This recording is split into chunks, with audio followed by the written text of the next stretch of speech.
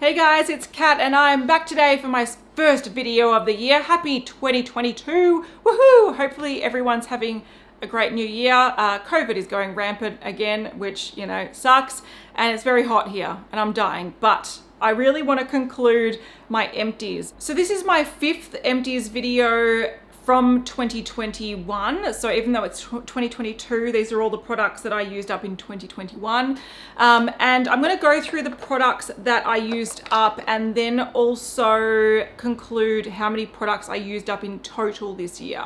Now I'm going to start with the products that I just have photos of because I used them up before I moved house and I didn't want to move the empties with me. I didn't want to pack them away. I didn't want to unpack them. So I thought I'll just take photos of them. I know I'm missing a conditioner. I haven't included that in my totals this year, but I know I've got the shampoo still in my shower. So I'll talk about that when I finish that shampoo, but I know there's something missing. So there might be a few products missing. So I might be a few products shy in my total, but it is what it is.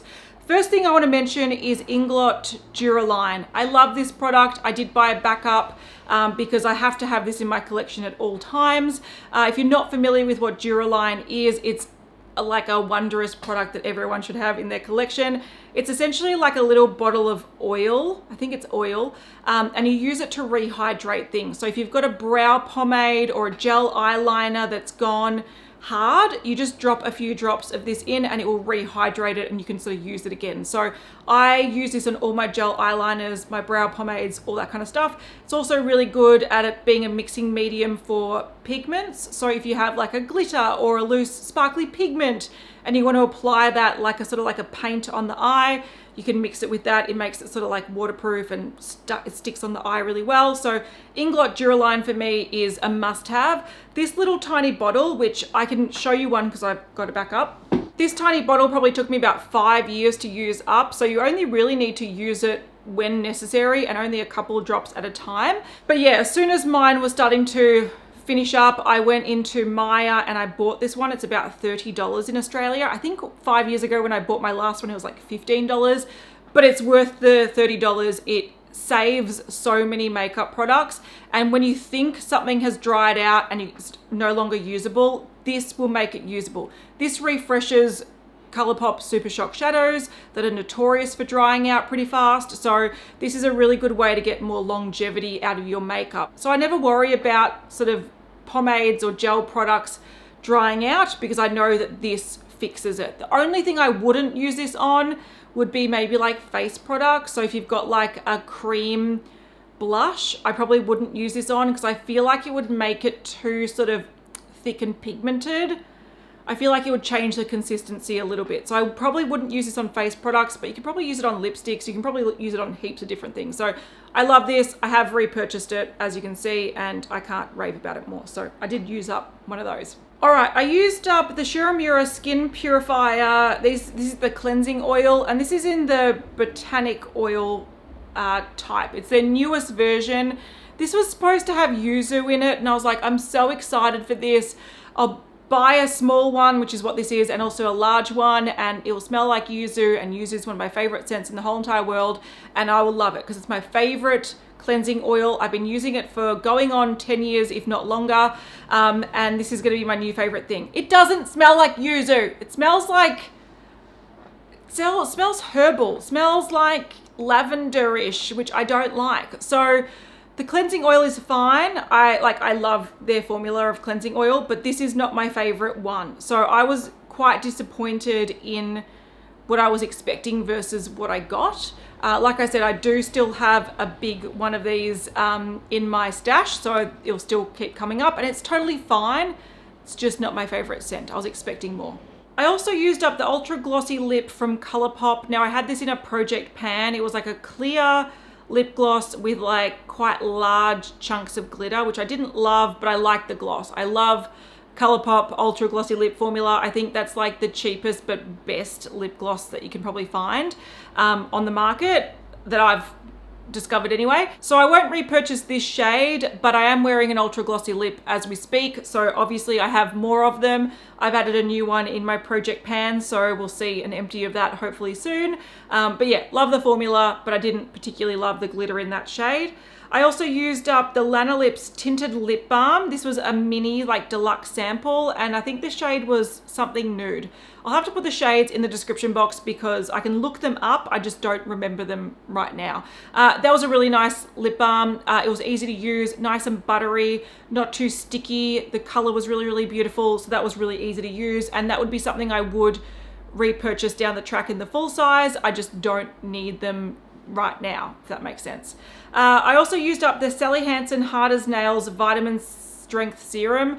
This did nothing. It was like a gel with like little balls in it, and I would like pump it onto my nails and rub it in, and it was just like you're putting a gel on your hands, whatever, and I did not notice any strengthening whatsoever. So that one I would not buy. I used up the Australis Fresh and Flawless Pressed Powder. I've used probably a dozen of these powders in my time. I do think for my skin at the moment, this is a little bit high coverage and a little bit, I don't want to say dry because I don't think it's too matte. I just think it sort of looks like it sits on my skin because it is quite a high coverage powder. And these days I like a sheerer powder that just sets my base and like locks in my base instead of adding extra coverage, because I feel like that makes me look quite cake face. So it's not something I would repurchase, but I've used so many of them in the past that it wouldn't surprise me that if I had an urge to buy one again, I'm like, oh, I want to use this almost like a powder foundation sort of substitute. Like it could work. So I don't hate it, but I wouldn't run out and buy it at the moment. Another thing I didn't hate, but I wouldn't run out to buy is the Maybelline Infallible 24-Hour Matte Foundation. This is in the shade 20 Sand. This was fine. It wore quite well. It was easy to blend and apply. It looked quite nice. I just didn't feel like it was as long wearing as the claims say. The claims are 24-hour matte. I actually found that this sort of started wearing down off me pretty early, like maybe at like the 8 to 10 hour mark. So I didn't mind this on a daily basis, but it's not as long wearing and it's not even that super matte. So yeah, it was fine and easy to use, but I wouldn't repurchase that either. All right, I've got 3 brush cleansing products here. I've got 2 Daiso Puff Sponge Detergents, which are great at deep cleaning your brushes and your sponges. And I also have this light cleansing oil from the Face Shop. So I use this as like a first step to cleansing my sponges. So if I had sponges that were like caked on with foundation and they were sort of set and dry and sort of hard to wash out, I would pump some cleansing oil on it, break up the product, and then I would go in with the detergent and clean that out. And that's like a really great way to thoroughly clean your sponges. So clearly this was after a big brush wash, which it was. I think I was cleaning like 3 months worth of brushes before I moved house, and that's why I use these up. I probably wouldn't necessarily repurchase the cleansing oil because it was just whatever, like it wasn't that great. I actually prefer the Muji one for this purpose because it's cheaper and you get a big bottle of it and you can use quite a lot when you're cleaning sponges. But I have a whole bunch of these puff and sponge detergents in the cupboard. I bought like a box of them, so I'm still using those. The last thing that I've only got a photo for is the Lush Rose Jam Shower Gel. I really like this shower gel. It's one that I've been using for years and years, ever since it came out. It's got the same scent as Rose Argan Oil Body Conditioner, which I also really like, but this is a Christmas scent. So whenever it comes out, I generally pick up one every couple of years, and yeah, that was that. I enjoy it. I would repurchase it. All right, onto the products that I've used up since moving house, which has only been 3.5 weeks. So there we go. Some of these were the sort of end result of my Project Pan series. So if you watch that, you'll be familiar with some of these. All right, I used up this L'Oreal Elvive thickening conditioner. It was fine. I bought this on sale. It was nice and cheap. I do like to use sort of volumizing shampoo and conditioner in my hair because I can get quite oily roots and it makes my hair really flat, whereas I quite like a bit of volume. My hair always has volume at the end, but it can sit really flat at the roots. So I find a volumizing shampoo and conditioner works really well at adding the volume here, and then I use like oils and stuff down here to sort of make these bits less frizzy. So this was all right. It is actually better than, I used like the L'Oreal Professional range and I didn't like that. It was very expensive and it didn't do anything. I find an issue with volumizing conditioners is often they don't actually condition your hair. They're like, oh, we needed to make the conditioning step, so here's a product that doesn't weigh down your hair, but it doesn't actually detangle or do anything. This was okay, but it wasn't amazing. For the price, I would repurchase it if I saw it on sale, but it was better than the professional range, but it wasn't mind-blowingly amazing. I also used up these two little shampoo and conditioner from Franck Provost.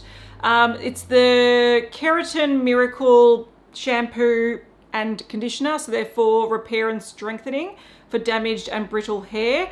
These were actually really, really lovely, but they weren't suited to my hair type.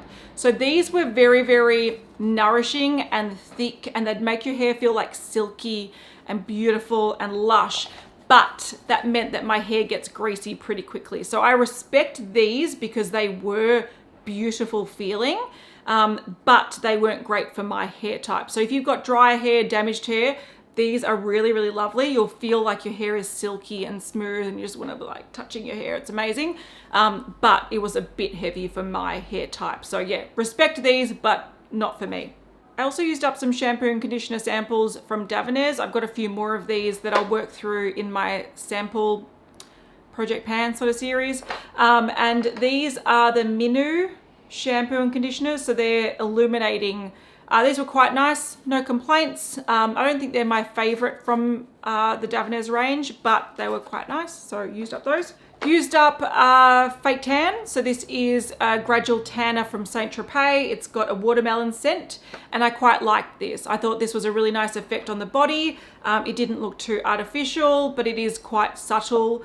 And yeah, I use this up in my Project Pan. I do have a backup of this, and I will continue to enjoy using it. Another hair product, I used up this little Orbee Gold Lust dry shampoo. So I had a few of these just in my cupboard, and they were all sort of half used. So when I was moving house, I used up this. It's a nice dry shampoo. It works really well, but they're really expensive. So I probably wouldn't repurchase the full size, but it does work well. So I'll give them that. Skincare. So I used up a couple of Dr. Jart products. These are from the Colourpop range. I've got the cream and I've got the serum. I've also got the gel cream, I think, in my bathroom at the moment.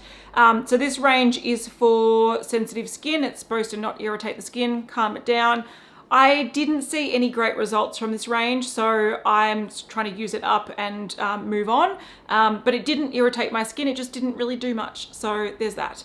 I did like the overnight, there's an overnight moisturizer mask thing. That was the nice product from this range, but these were just average. I also used up a moisturizer from The Ordinary. This is the Natural Moisturizing Factors Plus HA. It was just a moisturizer. It was quite basic. It was not too heavy, but it was quite thick, and it was fine. Nothing that I would write home about, nothing that I would run out and repurchase, but it was fine. For some minis, I've used up the Dr. Dennis Gross Alpha Beta Cleansing Gel. That was quite nice. I used this when I moved house and I found all my samples. I'm like, wow, I've got to start using some of these. So that was a cleanser that I used. And I also used up the Murad Retinol Youth Renewal Night Cream. I also have a little serum sample and a little eye serum sample in the range that I'm currently using, but that was fine. So couple of minis. Another deluxe sample I used up when I'd moved house and I hadn't unpacked all my skincare. This is from Nooks, and it's the Precious Scented Shower Oil with golden shimmer. So this was just a little shower gel, and it was fine. I don't see the point of shower gels having golden shimmer in it, so I probably wouldn't bother repurchasing this, but yeah, it was quite nice to use. I used up my hand cream. This is very sad. This is from Aesop, and it is the Rind Concentrate Body Balm. So I use this as a hand cream. It's got a beautiful orange, very citrusy, zesty scent to it. I've got a little bit left, thank God I tried. Oh, yes, get it out. But I kept this next to my computer, and whenever I was working at night, I was like, oh, I'm gonna put some hand cream on before I go to bed, and it just like punches you in the face with orange. I think it's got grapefruit in it as well. Yeah, and it's got pink grapefruit, orange rind, and lemon rind. So it is a citrus hit, and it is amazing and like zesty, and I love it. Look, it's a greasier hand cream, so it feels quite thick when you put it on, but then it sort of leaves a bit of a greasy residue. So it's not one that I'd use when I'm driving my car, because you don't want to slip with your steering wheel, but it was nice sort of before you go to bed, and it does sort of sink in quite nicely. It just takes a few minutes to do that. So yeah, I like this. I would repurchase it because I love the scent and I love just the sort of vibrancy of it. It's very beautiful. So yeah, there's that. I used up my little Chloe fragrance. This is a little sample and I put this in my project pan. I wouldn't repurchase this. I actually, back in the day, I think I had some big bottles of Chloe fragrances and they're fine. They're quite light and floral, but I generally prefer something a little bit fresher. So I wouldn't repurchase that, even though I've had it in the past. I used up this little NARS primer. This was one, again, when I moved house, I was just like, I'll just use this because I can. This is the Pore and Shine Control Primer. Even though I didn't think this was amazing, I do think it did control shine a little bit. So I quite liked this. It felt nice to apply. Some primers just create a layer under my base and it just makes my makeup slide off my face when my face gets oily. This didn't do that, so it's one that I would consider buying in the future, but realistically, I don't really want to buy any more primers because I don't think that they are worth the extra step. So I'm sort of using the primers that I have, but I don't want to repurchase any more. But this one I liked more than other ones that I've tried. I used up my One Heck of a Blot powder from Soap and Glory. So I had this in my project pan, but it was my handbag sort of blotting powder. And I love having a powder like this in my bag because I can get quite oily throughout the day. And if I'm out and about, bit of a brush, a bit of a tap on, and it just sort of resets your makeup. So I really like this. I would repurchase it. I think it does a great job. The only reason I put it in my project pan was to use it up because it was getting old, but I really enjoy it. So it's a good product, nice blotting powder. I used up my little Stila Huge Extreme Lash Mascara. Didn't love this. It was a bit clumpy, so I find that the wand was quite big, but the product was just a bit clumpy. It was really hard to put on the lower lash line because the brush was quite big. And towards the end, I found that it was the type of mascara that would get flaky by the end of the day. So if you touch your eyes, it sort of would get in your eyes and you're trying to get these like clumps of mascara out. I just wasn't super impressed with that, so I wouldn't repurchase that. Colourpop liquid liner in Grande. This is a nice dark brown shade. I like this. I would repurchase this shade. It was a nice dark brown that gave definition and you can definitely see the liner. I often find that sometimes brown liners are too light. They don't define the eye well enough for me. So this was just a nice alternative to a black, just a little bit toned down from a black. And it did work well. I don't love this range in general because I've had some that work well and some that don't. But if you were interested in a brown liquid liner, this particular one did work well. And it's got a felt applicator, but often they get frayed and a bit damaged by the end. This one stayed nice and precise, so I did like this. Last two things, I've got a nail treatment. This is a nail oil from C&D. It's the Rescue RX Daily Keratin Treatment. This is a nice oil. I don't think it did heaps to my nails, but I did like to put it on sort of in the evenings, sort of moisturize it into my nails and sort of push back my cuticles a little bit. So it was a nice product, but I'm not a huge nail treatment person. I just don't see the long-term benefits of that step, but it was nice. And the last thing was an essential oil. Now I'm not including this in my year-round total because I've taken out essential oils, any deodorants, any room sprays or candles because I wasn't consistently putting them in my empties. Like I think in the last year I've probably used up half a dozen candles and I think I've only mentioned 2. So just to make it a bit more focused on makeup, skincare, hair care, nail care, I've taken these types of things out of my total tally. So this is the Oil Garden Refresh and Renew Essential Oil. And I got this from Chemist Warehouse. It's just really nice because it's all citrus. I love citrus. So I do have an oil diffuser that I keep in one of my bathrooms and sometimes I'll just put it on to make it a little bit nice and feel nice and smell nice. And this was a nice one, fairly cheap. You can get it on sale. I really liked the citrus vibe of this. It contains orange, grapefruit, lemon, lime, bergamot, lemongrass, and ginger. To be fair, if it didn't have ginger, I'd probably like it more. I don't mind ginger, but I prefer the really fresh element. So yeah, it's got all the citruses and it was lovely. I would repurchase this. All right, so those are all the empties for the end of last year. In terms of totals, okay, like I said, I removed candles, deodorants, house products, room products, that kind of thing. So this is just makeup, skincare, hair care, nail care. All right, so I'll run through the categories of what I used up and then I'll tell you the total. So I used up 3 primers, 5 foundations, 1 concealer, 7 powders. 5 of those were loose powders, can you believe? And most of them were full to the brim. So I used up a lot of powder in 2021.